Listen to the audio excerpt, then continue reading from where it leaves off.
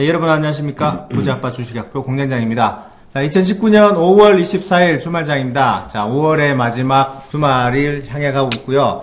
자, 시장이 정말 뜨겁게 녹아내리고 있네요. 오늘 날씨도 지금 금주 들어서 가장 뜨거운 날씨가 나오면서 뭐 체감온도가 33도, 34도 이러고 있는데 증시가 맥을 못 추고 있는 것 같습니다. 어떤 연유에서 그런지 오늘 좀 힘든 날에 부자아빠님 한번 모셔가지고 좋은 말씀 한번 들어보도록 하겠습니다. 안녕하십니까? 네, 안녕하세요. 네, 부자아빠님 안녕하십니까? 증시가 계속해서 어떤 바닥권을 못 잡는 모습들, 계속 부정적인 얘기가 많이 나오는 모습들인데요. 시장 어떻게 보시나요? 시장은 뭐 종합지수는 오르고 내림에 대해서 우리가 뭐 정확히 맞춘다는 게 말이 안 되는 거고요. 네네네. 시장이 이제 힘들고 어려울 때 종목을 찾는 게임이죠. 네, 그러니까 맞습니다. 리먼 사태 때 보면 지수가 밑으로 더 빠지더라도 종목은 그 푹 빠진 언저리에서 매수하는 게 상당히 중요하죠. 그래서 매수했더니 지수가 더 빠졌다. 지수 맞춘 건 의미 없잖아요. 그러나 이 부분에서 산 종목도 그 당시 보면 NC소프트나 기아차나 현대차 같이 아주 좋은 종목들은 더 빠졌더라도 여기서 사서 장기로 보유한 사람은 다 엄청난 수익이 냈잖아요. 네네네. 그러니까 지금 여기서도 우리가 종합지수가 좀 더 빠질지 지금 멈출지 그건 정확한 예측은 할 수 없습니다. 그래서 종목별로 연구해서 여기서 담아야 되겠죠. 예를 들어서 기아차 같은 거 우리가 그 리먼 사태 보면 하락을 했지만 잘 보면 좀 빨리 들어갔다 하더라도 지수가 조정 마무리 확인하기 전에 네네. 그 자리 너무 싼 자리잖아요. 뭐 조금 더 빠져도 지금 보니까 굉장히 싼 자리였네요. 그러니까 오늘 요즘의 자리가 이 자리인지를 모릅니다. 그러나 좋은 종목을 지금 찾는 건 맞습니다. 지수가 하락하고 있지만 지수와 동반하지 않고 지금 있는 종목들이 많이 있거든요. 지수는 신저가를 까고 있나요? 아니면 지금 1월의 바정을 아직 안 깨고 있어요. 그래서 2,000을 깨면 아마 2,000을 깨면 의학소리가 나오겠죠. 근데 종목으로 보면 그렇지 않아요. 예를 들어서 신한지주나 이런 지수 상위 종목, 6위죠, 지수. 네네, 이런 맞습니다. 종목은 보면 좀 바닥이 1월 저점을 향해서 계속 신고가를 내고 있단 말이죠. 네네네. 종목이 다 안 되는 게 아니잖아요. 맞습니다. 카카오도 보면 우리 종목을 봐야지 지수를 연구할 필요가 없는 거죠. 네. 지수에 목매이는 건 선물하는 사람들이지 우리는 지수를 보는 게 아니라 종목을 연구하자. 자, 잘 보면 이것도 10월 바닥을 잡고 좀 높은 바닥이 좀 고점을 돌파하고 있죠. 네네네. 그러면 종목만 연구해야 되는 거죠. 그러면 이런 종목이 지금 물론 이건 시가총액 상위 종목이지만 개별 종목에는 굉장히 많은 것 같아요. 특히 요즘에 교육 관련 종목들도 아주 굉장히 잘하고 있죠. 그죠? 네네, 그러니까 맞습니다. 무엇을 사느냐는 여러분들이 이제 종목을 사는 게 제일 중요하죠. 종목을 연구하셔야지 지수를 연구하지 마시고요. 종목들은 지수가 바닥차기 이전에 미리 아마 세력들이 매집의 단계에 들어갈 겁니다. 그런 걸 찾아서 우리가 지수가 조정하더라도 그걸 꾸준히 담아놓으면 되고요. 지수에 너무 연연하지 않으면 좋겠습니다. 네, 뭐 부자아빠님께서 지수 연연하지 말라고 말씀을 하시고 부자아빠님 지수에 대해서는 우리 예측을 안 한다고 말씀을 하셨는데 저희들이 팟빵을 통해서 유튜브 구독자님들께 시청자분들께 많이 말씀을 드렸던 게 부자아빠님께서 연초부터 계속해서 말씀드렸던 시총 1, 2위 삼성현대, SK하이닉스 약하다, 셀트리온 약하다라는 말씀을 해주셨는데 그런 것들에 어떻게 보면은 지수 상위 종목이 약하다는 말씀을 해주셨기 때문에 어떻게 보면 지수는 좀 더 약할 수 있다라는 말씀을 그렇죠. 은연중에 하신 거거든요. 건데 지수는 왜냐하면 결국 시가총액 1위 삼성전자가 지금 추세가 하락이고요. 네, 맞습니다. 네네. 2등인 하이닉스가 하락이에요. 그죠? 그러면은 1등, 2등이 추세가 안 좋아요. 그 다음에 3등인 셀트리온 이거 2등 했던 거죠. 네네네. 지금 추세가 안 좋아요. 네. 그러면 이런 또 6위에 들어인 11위에 들은 삼성바이오로직스 한때 2위 했던 거죠.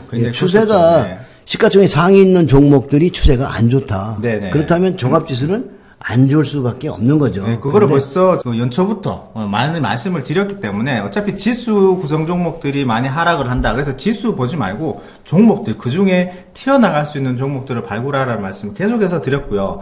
그 가운데서 또 지난달 4월달이죠. 부자아빠님께서 팟빵 나오셔가지고 하이트 진로 또 설명을 해주셨어요. 그때 이제 힌트를 드려서 저희들이 지수랑 전혀 상관없는 하이트 진로를 또 팟빵을 열심히 들으셨던 분들은 아마 또 힌트를 얻어서 수익을 내고 계실 것 같은데 정말 지수의 방향과 반대로 가는 전혀 뭐 예상치 못한 곳에서 종목이 이제 점점점 우상향하는 모습들을 보여주고 있는데 항상 부자아빠님께서 그리고 저희들 팟빵과 유튜브를 통해서 종목을 연구하자. 지수가 안 좋아도 개별주들은 간다라는 말씀을 해주셨기 때문에 종목적으로 집중을 하면 좀 더 좋을 것 같고요. 지수는 어차피 지루하겠죠. 삼성전자, 하이닉스 1등, 2등. 네네네. 그 다음에 셀트론 3등짜리들이 힘을 못 쓰기 때문에 네네네. 지수를 올리려면 다른 종목들이 올려야 되는데 네네. 지금 다른 종목 반란군이 나오겠죠, 결국. 예를 들어서 니먼 사태 이후 시장을 이끌었던 현대차, 기아차, 그죠? 네네. 이걸 보면은 그 당시에 보면은 얘네들이 1등은 아니었지만 결국 시장 선도를 나중에 지수를 들어 올렸잖아요. 그죠? 이걸 보면 이 자리에서 우리가 지금 어려운 상황에서 지수를 견인해 줄 수 있는 종목들. 그 다음에 이거하고 기아차하고, 그죠? 굉장히 지수를 세게 견인해 줬잖아요. 그죠? NC소프트, 그죠? 네, 지금 NC소프트도 시가총액, 지금 현재는 28일인데요. 네네. 이런 것들이 보면 니먼 사태에서 세게 들어 올렸죠. 네. 그래서 지수 살리는 종목들, 그것이 주도주가 될 거란 말이에요. 그 지수를 견인할 수 있는 어떤 다른 종목이 나올 것이다. 지수를 견인하고 지수를 살려낼 종목. 네네네. 그런 종목은 NC소프트와 기아차 같이 수직 상승하겠죠. 네네네. 그런 게 주도주예요. 그럼 그러면은... 앞으로 여러분이 찾아야 되는 건 주도주를 찾아야 되는 게임이지 지금 지수 연구할 필요는 없다는 거죠. 그래서 지수가 더 조정해주면 좋을수록 좋은 주식은 더 싸지는 거니까 네. 우리가 연구하고 있는 좋은 종목을 싼 값에 담을 수 있다. 네네. 그래서 더욱더 좋은 거는 유튜브와 팟캐스트 이런 데 정부 부정적인 얘기가 너무 많은 것 같고요. 네, 맞습니다. 기사도 부정적인 게 너무 많으니까 충분히 주가에는 많이 반영됐다 이렇게 보여지면 많은 사람들이 전부 부정적인데 모든 사람들이 대중이 집단으로 부정적인데 주식을 사가지고 장기 보유할 사람들이 얼마 있을까요? 그죠? 네네. 그럼 소수라는 거죠. 주식을 긍정적으로 보고 있는 사람은 아주 소수다. 극소수인 것 같아요. 지금 상황에서. 태반의 사람들은 주식이 없다는 거죠. 그러면 개인 투자가나 현금을 가지고 있는 사람들이 많고 주식이 없으면 시장이 부정적이면 네. 주가는 바닥 근처에 오는 거죠. 더 이상 매도할 사람이 없으면 다 매도해버렸으면. 그러면요 어디선가 돌죠. 근데 거기가 어딘지를 모르니까 좋은 종목으로 골라서 주도주 후보군들을 담아놓으면 되는 거죠. 그러면 설령 더 빠졌다 하더라도 예를 들어서 NC소프트를 일찍 봤어요. 그래서 예를 들어서 이 가격대에서 조금 덜 떨어진 상태에서 잡았다 그러십시다. 그러면 여기서 잡았다 그러면은 한 5만 3만 9천 원. 그죠? 3만 9천 원대 잡았는데 이게 얼마까지 2만 원대까지 빠졌거든요. 12,000원에 빠졌네요. 그러면 실패한 종목이냐 이거죠. 우리가 보면 기아차나 현대차 보면 이 바닥이라고 샀는데 여기까지 빠지면 실패한 종목이냐 이거죠. 우리 양조들은 그 정도 50%는 언제든지 왔다 갔다 할 수 있다. 그걸 여러분이 생각하시면서 포트폴리오에 담아놓고요. 엉덩이 무겁게 장기 보유하시면 좋은 수익이 나는 겁니다. 문제는 이제 본인이 그 빠진 프로테이지만큼 견딜 수 있는 포지션으로 들어갔느냐 안 들어갔느냐 그게 가장 중요한 거죠. 비중이 중요한 거고 네네. 그 다음에 자금이 중요한 거죠. 예, 올라가는 데 따라붙어서 수익을 내려고 하는 분들은 거의 다 신용을 써야 되잖아요. 네네네. 그래서 이제 신용 때문에 결국 장이 더 조정해주면 거기서 손절하게 되는 거죠. 투매가 투매를 부르는 상황이 자꾸 발생을 되는 그렇죠. 거고요. 네. 신용 한번 보고 가죠. 기왕 신용력이 나왔으니까. 네네. 신용 한번 체크해 주시죠. 거래소 신용부터 보겠습니다. 거래소 신용이 4조 8천억 정도 있다가 지금 4조 지금도 4조 8천이네. 이제 뭐 잘 안 빠지네요. 4조 7천억 갔다가 또 올라오고요. 5조 원대를 깨고 나서는 잘 안 가는 것 같아요. 네, 코스닥도 5조 7천억? 5조 9천억까지 갔었죠. 한참 갔을 때는. 네네네. 네. 그러다가 지금 이제 조금 코스닥은 좀 조정을 세게 받았네요. 네네네. 5조 4천억이고 거래소는 잘 안 빠지고 그런 상황이 있는데 뭐 코스닥은 조정을 많이 받은 것 같아요. 험하게 좀 조정을 하니까 그래서 코스닥에서 보면 코스닥에서 좋은 종목을 찾아야 되는데 지수 관련 종목은 별로 없고 네네네. 지수와 연관되지 않은 종목에서만 종목이 나오는 것 같아요. 시총 그죠? 상위주가 거의 다 흘러내리다 보니까 시총 상위주에서 별 재미를 못 느끼시고 그거 뭐냐면 인기 있던 업황이잖아요. 코스닥의 시가상위 셀트론 헬스케어가 바이오잖아요. 그다음에 신라젠, 그죠? 그다음에 뭐 이런 거 메디톡스, 포스코 케미칼도 이게 엄청 시세를 냈거든요. 네네. 시세를 났기 때문에 이게 위험한 거예요. 그다음에 HLB 이것도 시세 많이 났습니다. 그래서 많이 난 것들이 위험하다. 그러면 안 난 것들에서 이제 또 반란을 일으켜야 되겠죠, 그죠? 네네네.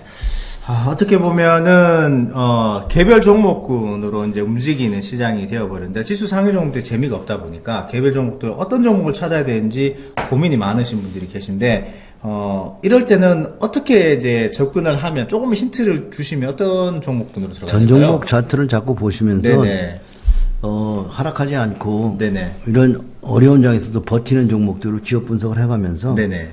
가야 되겠죠. 그래서 기업 분석과 월봉 차트 보기, 네. 예, 뉴스나 이런 거는 좀 멀리하기. 예, 그게 제일 중요한 것 같아요. 아, 네. 전 종목 차트를 보면서 지수와 반대로 가는 종목들. 그런데 언론에서 많이 언급된 종목들은 될 수 있으면 피하라는 말씀. 그렇죠. 그래서 이제 월가의 유명한 프로들은 이런 얘기합니다. 심리 지표를 이용하는데 그 심리 네네. 지표가 어디서 나오느냐? 매스컴에서 나온다는 거예요. 아. 인터넷에서 나온 거, 네네네. 그다음에 경제방송, 네. 경제TV, 그다음에 요즘에는 이제 경제TV에서 유튜브로 좀 옮겨간 것 같아요. 많이 옮겨가는 것 같아요. 예, 유튜브로의 제목들을 한번 검색해보면 주식 투자 또는 경제 이런 거 네네. 눌러서 상위에 올라오고 클릭수 많은 거 보면 더 뭐 위기일 거예요. 네네네. 그래서 보통 사람들은 장애 좀 조정하면 그 부정적인 생각에 집단화됩니다. 네네, 맞습니다. 모두 부정적인 생각을 하게 되고 부정적인 큰 IMF나 뭐 어떤 분들은 지금 제2 IMF 온다고 그러는데요. 그러나 IMF가 지금 블룸버그 혁신경제지수 1등을 6년 연속 하고 있는데 이 IMF 온다는 게 말이 안 되는 거죠. 그때는 외환보호가 너무 없었고요. 네네네. 하나도 준비된 게 하나도 없잖아요. 이제 그런 걸 우리가 생각하지 않고 무조건 경제 위기를 붙이는 사람들 그건 말이 안 되는 거죠. 그래서 좀 더 책을 좀 읽고요. 명인들은 무슨 얘기를 하고 있는지 법이나 네네. 이런 유명한 해외 월가의 전문가들이 하는 소리를 네. 귀담아 들어야 될 겁니다. 네. 항상 말씀드리는 부분이고요. 어떤 그 공포가 공포를 더 조장시키는 모습들, 더 배가시키는 모습들이고, 거기에다가 언론이 항상 좋은 것만 얘기를 하지 않더라고요. 항상 무섭고 어렵고 이런 것들이 더, 어떻게 보면은 이슈가 많이 되다 보니까 좋은 것은 잘 얘기를 안 하더라고요. 그래서 더 힘드실 것 같은데, 얼마 전에 저도 이제, 회원님하고 이제 통화를 하다 보니까, 방송을 열심히 듣다가 좀 이렇게 뜸해서 잘 못 들었는데, 아빠님 방송을 잘 안 듣고 있다 보니까, 주변에, 뉴스에 너무, 많이 노출되다 보니까 시장이 좀 두려워진다라는 말씀을 하시더라고요. 그래서 이럴 때는, 책을 보는 게 더 낫겠죠. 뉴스보다는. 그렇죠. 네네. 책하고 월봉 차트를 보면 월봉 차트를 보고 책 보고 기업 분석하면요. 네네. 정말 이렇게 좋은 정보 찾게 되면 가슴이 벌렁벌렁하는 게 더 네. 떨어지면 좋겠다. 분할 매수하게. 그런 생각을 하게 더 됩니다. 싸게 살 수 있도록. 그렇죠. 그런데 이제 자꾸 IMF나 니몬 사태 같은 게 온다고 그러는데 그렇게까지는 오지 않습니다. 모든 위기는 알고 있을 때 오지 않아요. 네네. 그렇게 수많은 사람들이 위기가 온다고 예고하고 있는데 위기가 와요? 위기는 모두 낙관적일 때 오는 겁니다. 너무너무 모두가- 낙관적일 때. 그럼요. 그래가지고 주식들 베팅을 많이 한다든지 주식 안 하는 사람도 주식 한다든지 네. 펀드를 우리 2008년에 봤잖아요. 펀드 그렇게 많이 사람들이 개인 투자가 들고 할 때 그리고 나서 환란이 왔잖아요. 엄청나게. 그리고, 네네. 88년도 주식 1000포인트 갈 때도요. 네. 그때도 당연히 낙관적이었거든요. 그러니까 엄청난 사람들이 낙관적인 생각을 하고 있을 때 네네. 밝은 하늘에 날벼락 치듯이 갑자기. 위기가 오고, 그럼 네. 그렇게 오는 거지. 이렇게 주가 많이 빠졌는데 위기라고 막 예고하는 사람들이 이렇게 많고 오는 건 없어요. 그리고 예고하는 사람들이 가만히 보면 금융 전문가들이 아니에요. 그게 더 중요한 거죠. 네. 가장 중요한 거는 시장에 가장 오래 계시면서 실전 투자로 진짜 잔뼈가 굵어 계시고, 네. 큰 장도, 하락장도, 상승장도 다 경험해 보신 부자빠님께서 말씀해 주시는 그런 내용들이니까 좀 더 신빙성 있고 또 경험에서 우려나온 말씀이다 보니까 지금 어떻게 행동해야 되는지 여러분들께 도움이 많이 되셨으리라 생각됩니다. 지금 시장은 미국과 중국과의 계속된 이런 분쟁이 장기간에 걸쳐서 진행될 예정이다라는 많은 뉴스들이 나오면서 좀 더 지수적으로는 불안한 그리고 좋지 않은 영향들을 많이 주고 있는데요. 항상 말씀드렸던 부자빠님께서 말씀하셨던 지수보다는 종목군으로 또다시 출발할 수 있는 종목군, 이런 악재 속에서 출발할 수 있는 종목군을 찾아보자는 말씀을 해주셨습니다. 오늘 굉장히 큰 힌트를 많이 주신 것 같은데요. 지수보다는 종목에 집중하시는 여러분들이 되셨으면 좋겠습니다. 자, 부자빠님 오늘 오랜만에 또 나와주셔가지고 좋은 말씀 해주셨는데요. 마무리 멘트 구호 하나 해주시고 끝내주시죠. 하나 당부 드린다면 네네. 지금 위기를 조장하고 위기를 계속 부르짖는 유튜브에 있는 그 동영상을 보시면서 네네. 혹시 정치적인 색깔은 없는지 보시는 게 중요합니다. 아, 네네네. 정치적인 색깔을 우린 투자하는 사람은 정치적인 색깔을 없애야 되거든요. 중립이어야 되죠. 그렇지, 중립이어야죠. 네네. 예를 들어서 옛날에 노무현 정부 때 좌파 정부라고 전부 무시했는데 네. 주가가 많이 올라갔단 말이죠. 그때 지수가 주가하고는 정부하고 상관이 없는 거니까 정부는 어느 정부든 간에 경기를 부양하려고 하거든요. 잘 되고 그렇죠. 그건 뭐 보수가 됐든 진보가 됐든 전부 경기 부양해서 경기 흐름이 좋도록 만들어주고 싶은 게 그렇죠. 네. 정책자들, 특히 정부의 그 입장이잖아요. 네네네. 그럼 우린 정부 정책을 믿어야죠.